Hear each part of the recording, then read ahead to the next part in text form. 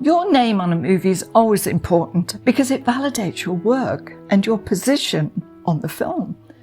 This is your credit, and nowadays is recorded on something called IMDb, short for the Internet Movie Database, which is the Bible for proof that you did indeed work on a certain film or TV show.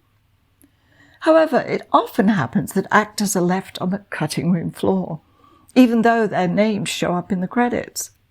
I know this is a big disappointment, and even worse when the actor sees the film and realizes that he or she is no longer in it.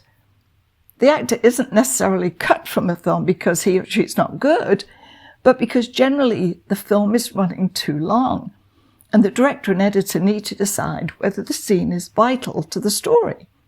For instance, does it move the action forward, or is it just a commentary?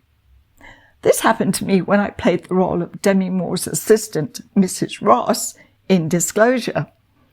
One of my scenes was cut because it was merely an opinion on dating in the 90s. But I'll come to that story later. As far as my credit on Rain Man, I'd asked the producer, Mark Johnson, if I could have shared casting credit with Lou DeJimo, who had been brought on by Barry as casting director. This meant that I would have my name alongside his on a single card in the front credits before the film, which is prime position. Since Lou had only cast 8 characters and I'd cast 26 speaking roles, I felt that I justified the shared credit. You'd better ask Lou, Mark said. Unfortunately, Lou wasn't too happy with the suggestion. No, you gotta pay your dues before you get shared credit with me. I know it's been a while back since I talked about this, but you might recall that Lou was the casting director on Good Morning Vietnam. He'd cast 11 American actors, the easy part, and I cast 43 speaking roles in Thailand using non-professional actors, which was a lot more challenging. My credit then was casting director Thailand. Barry had initially doubted that I could find all the characters he needed and wanted to bring Lou to Bangkok. I knew if he came, I'd be doing all the work and he'd get the credit. I'd been willing to walk away from the film rather than let that happen. Now I felt that I did deserve shared credit on Rain Man, but Lou, who'd cut his teeth as one of the casting directors on The Godfather, wasn't willing to share. That was very disappointing for me. But the producer did place my credit for additional casting in the front part of the end credits instead of buried down at the bottom. So that was something. It's not surprising that there are a lot of big egos in the film industry and, of course, narcissists. It's been said that people with big egos are actually quite insecure. They need to be recognized and acknowledged for absolutely everything they do. Otherwise, they feel like failures. There's a constant need to prove oneself.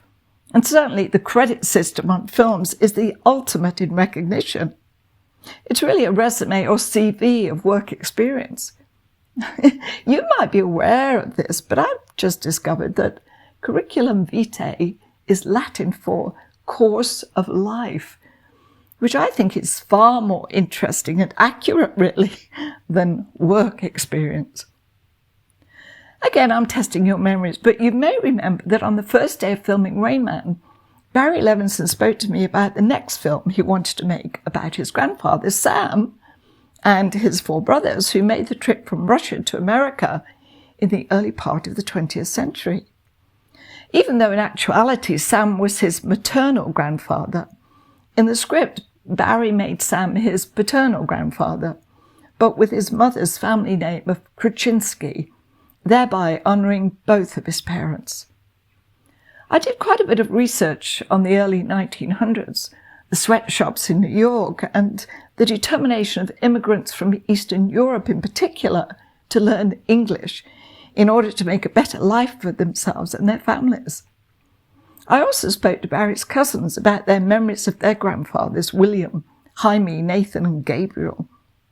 Of course, Barry had the story in his head, just as he had for Tin Men, but my research set the stage for writing the screenplay. Fortunately, the 5 brothers were not confined to sweatshops in New York because they had a business as painters and decorators in Baltimore. As Barry dictated the script to me and I wrote his words in shorthand, I soon fell in love with the beautiful characters in his family. At the beginning of the story, grandfather Sam is sitting with his young grandchildren, telling them how thrilling it was arriving in America on July the 4th, and how he imagined that the fireworks were for him. The children were enraptured and wanted to know every little detail of their grandfather's journey. This was the days before the invasion of television. I told Barry that Sam reminded me of my grandfather Cliff, who often told me stories of when he was growing up in Wales, and how the coal miners sang in harmony as they walked home from a grueling day down the pit. Well, I don't know whether Cliff was fantasizing or perhaps had been influenced by the film How Green Was My Valley, but he certainly painted a vivid picture of life in the early part of the 20th century, just as Sam did in Barry's story, which he named Avalon. We completed the script in 6 weeks, and then it was time for casting actors. This time, Ellen Chenoweth, who'd worked on Barry's first film, Dinah, came on as casting director. The renowned German actor Armin Müller-Stahl was chosen to play the role of Sam, and the English actress Joan Plowright played his wife Eva. We then needed to cast the other brothers as well as younger versions and their wives too. Ellen was in New York holding auditions while I auditioned actors in LA. After we'd exhausted our talent search, even exploring the local delis, including Cantor's, which was probably the most famous in LA, it was decided that I would go on the road, via plane, I might add, to see if I could find actors or unknowns in other parts of the States. My boyfriend at the time, Brian, was from Chicago, and his family still lived there in an area called Skokie. Even though Brian was from an Irish family, he said that Skokie had a big Jewish community. I had spoken to Ellen about visiting Skokie, and she agreed that it was a good idea. She also wanted me to go on to Philadelphia and Toronto after that. Brian decided to join me in Chicago and show me around the neighborhood, as well as introduce me to his family. We got invited to a Russian wedding, which is a very hectic affair with amazing dancing and food and drink flowing. We certainly had a good time, but I soon realized that it wasn't the best environment for checking out possible characters for the film. I did, of course, also see actors from talent agencies, but I didn't think anyone was suitable. Barry was very fond of stand-up comedians and often cast them in his films, mainly because they were smart and quick with banter. So I visited a couple of comedy clubs in Chicago, including the famous Second City, but came away empty-handed.